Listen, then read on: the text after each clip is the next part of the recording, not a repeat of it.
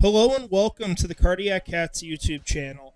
I'm your host, Jacob Shorba, and today we've got a video that might seem a little more controversial than most we ever put out. We're going to talk about Evan Engram. We're going to talk about his future with the Jaguars.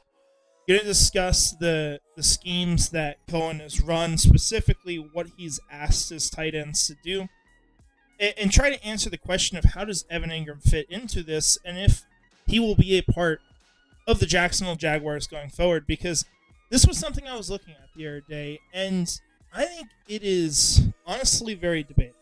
And that's why I record this, because I see arguments for moving on. I see arguments for keeping him. And I think I'll start with why you would keep him or why that might end up happening, just as a disclaimer here.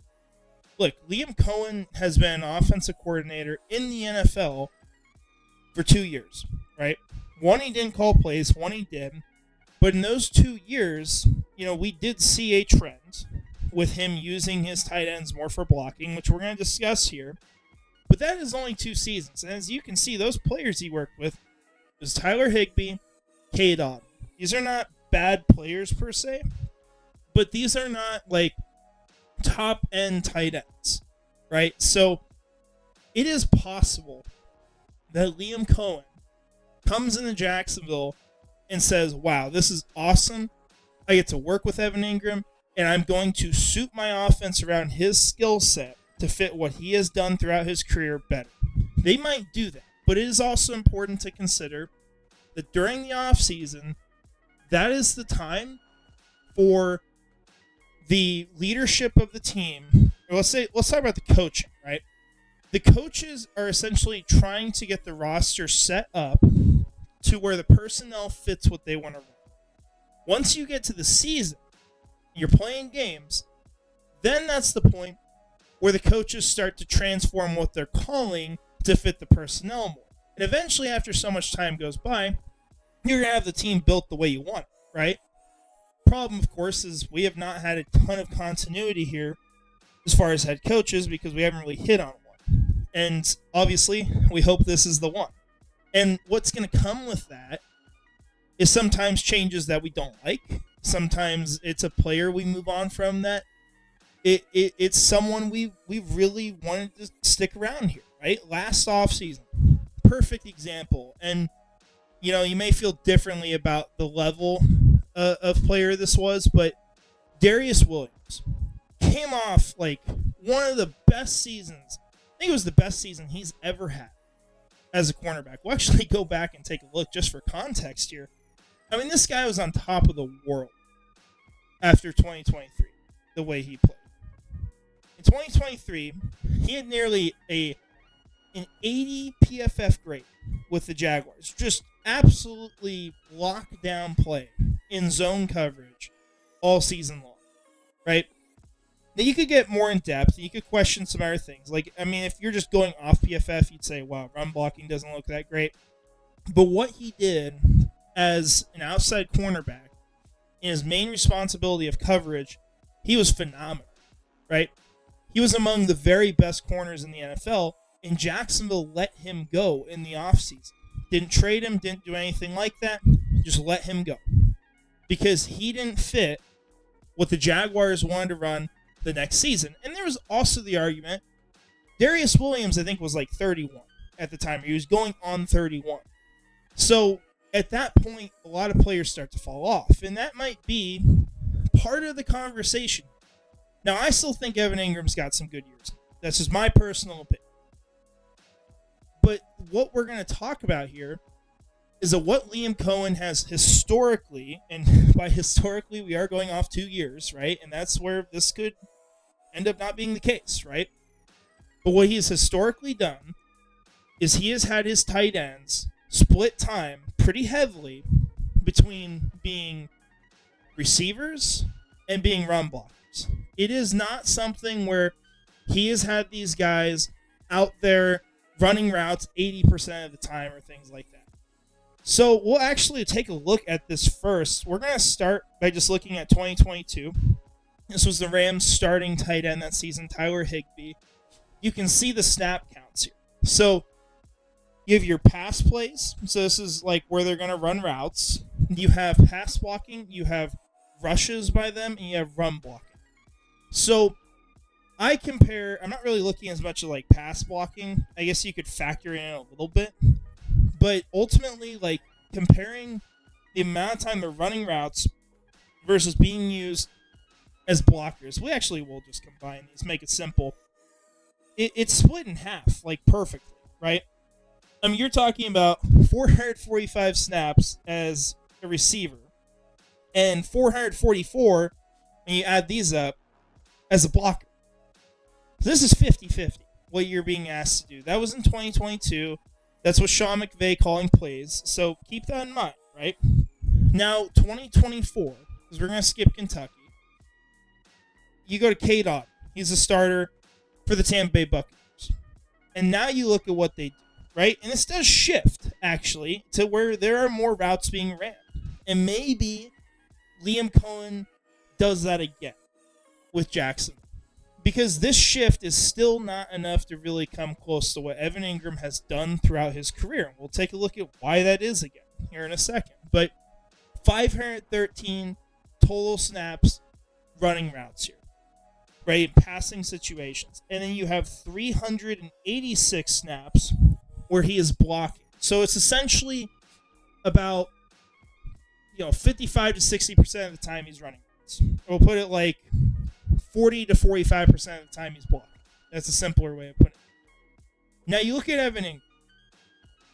Now throughout his career, the most he's ever run blocked in a season was in 2022 with Jackson. 321 reps where he did that. And that was over about 1,000 snaps. You go back to Cade Otton's year here, 900, and he's got what? I mean, actually, let me make sure I got this number right. So it'd be 351, adding this up. You go to Cade Otton here, just 386. It's still more. And that's with 100 less snaps. So he would still be eclipsing him by like 100 more snaps at block. Just what he was asked to do last year. And that is the year where Evan Engram was the most involved as a run block. Now you go to 2024. He has 110 snaps blocked for this team. 253 received. So that is over double the amount of time that he is spending as a receiver on this team. So that means it's like what? 30% of the time that he's going to be blocking with this team, whereas it's going to go up to like 40 to 45% of the time if they do what they did in Tampa Bay last year. Which, keep in mind, Liam Coen, there wasn't like an offensive mind above him in that coaching staff. It's Todd Bowles, and he's a defensive mind. So Liam Coen got to do his thing. And that is what he asked to happen in Tampa.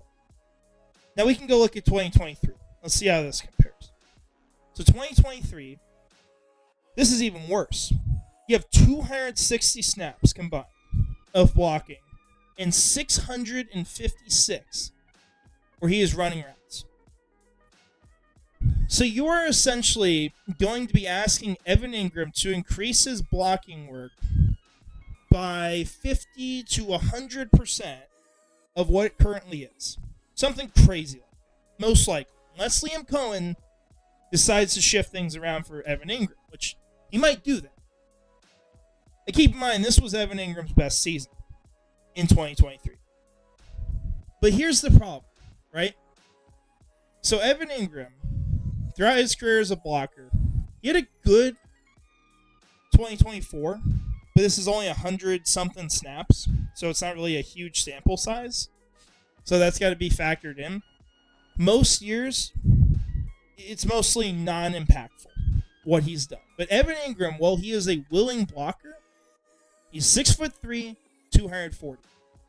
He is a smaller tight end, right? He is built to be a receiving threat as a tight end. He is not someone who is built for a heavy load as a blocker. Now, once again, if Evan Engram is the tight end here next year, he is going to bring everything he has to his game as a blocker. Like, I have no doubt about that. This is not a question of his effort. It's a question of, if this is the type of offense they want to run, if this is what they ask from their tight ends, is Evan Engram a good fit for that offense? Now, two more things to consider. Brenton Strange, going back to 2022, what he did with Penn State. We can look at some other seasons with them as well.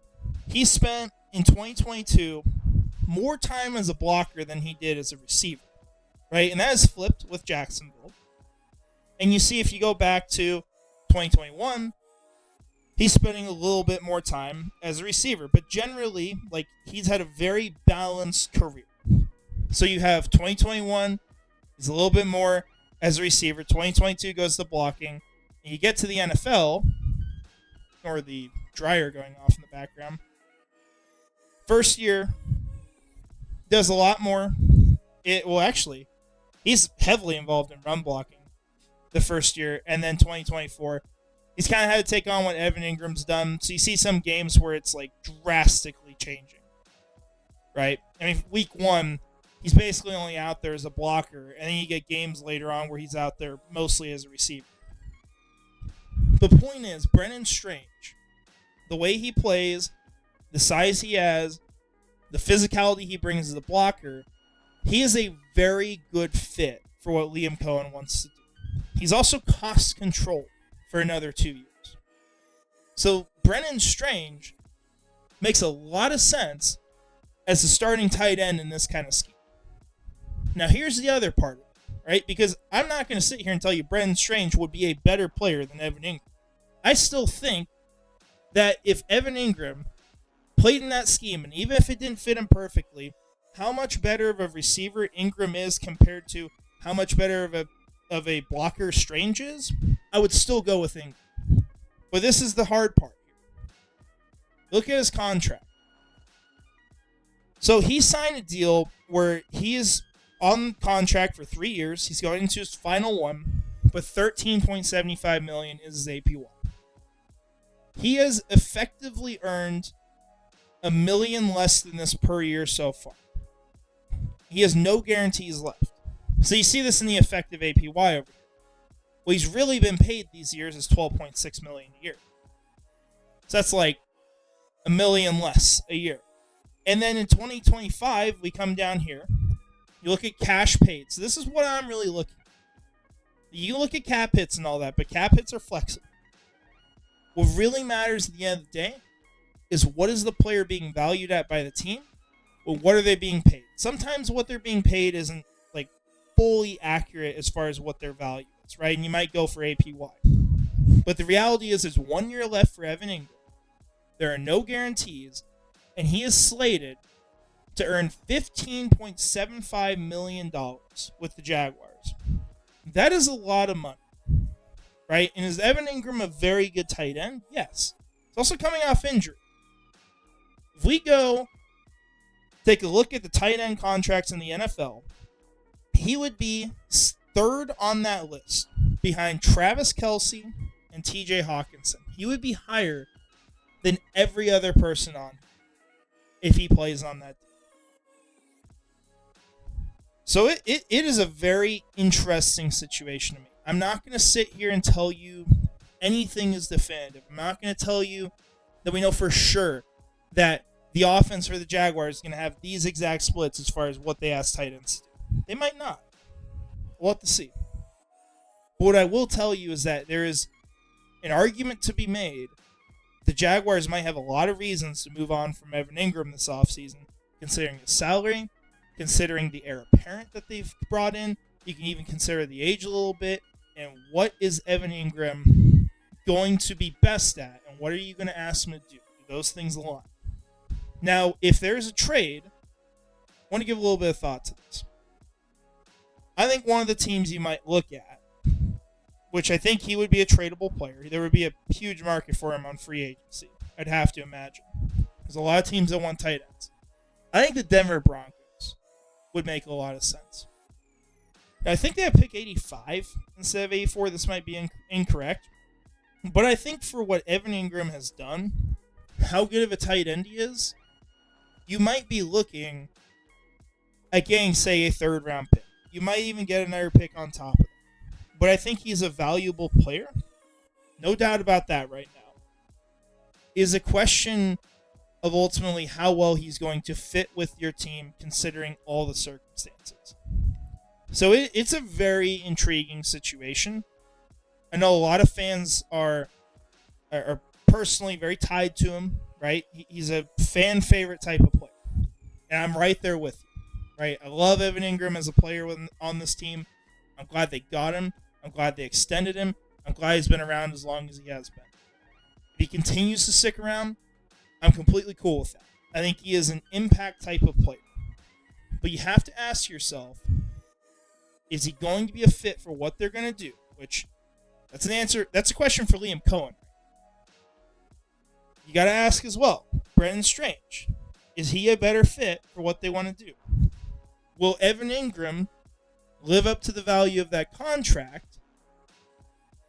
And ultimately, how much will it impact him if he has to take on a more significant blocking role with this team? Is that something that he can manage as a 6'3", 240-pound tight end? And this might even be a little high for where he is. So it's just things to think about. But it's an intriguing conversation. I'm sure we'll learn more as time goes on. But once again, nothing to do with the effort of Engram, nothing to do with how good of a player he is. This is going to come down to a lot of circumstances, what they're going to be looking for. And unfortunately, one part of when a team resets, when a team is changing how they operate, right? Not going to say rebuild, but when you see these changes in the scheme and what they want to do, sometimes good players go because of that. Sometimes people don't fit as well as they used to. And it's possible that Evan Engram is one of those players. So I am curious if you guys would like to have more of these videos, or what I mean by that is generally if you would like to hear more videos where we talk about maybe some of the players who could be up for extensions, might get cut, could be traded. We could do some videos for each player individually. You know, Christian Kirk would be a guy to talk about. Travis Etienne's another one. If you're interested in those, let me know. I'm open to a lot of things right now. We're going to have a lot of time here to talk about this team. We got it all off season, and I'm all good for it. So if you guys got any suggestions, definitely let me know. But I want to shout out our channel members before we go. Premier Nasir 904, Nightmare Eco, Gator John Bites, and Scrubber Ducky 500. I appreciate all your support. Definitely leave a comment. Tell me what you think, and kind of where you stand on the whole thing. I'm open to counter arguments, by the way. Like I have no problem with keeping it. Make that very clear. Right? This is not an anti-Evan Engram video, but I think it's something worth talking about. So appreciate y'all watching. Hope you have a great rest of your day. And finally, go Jags.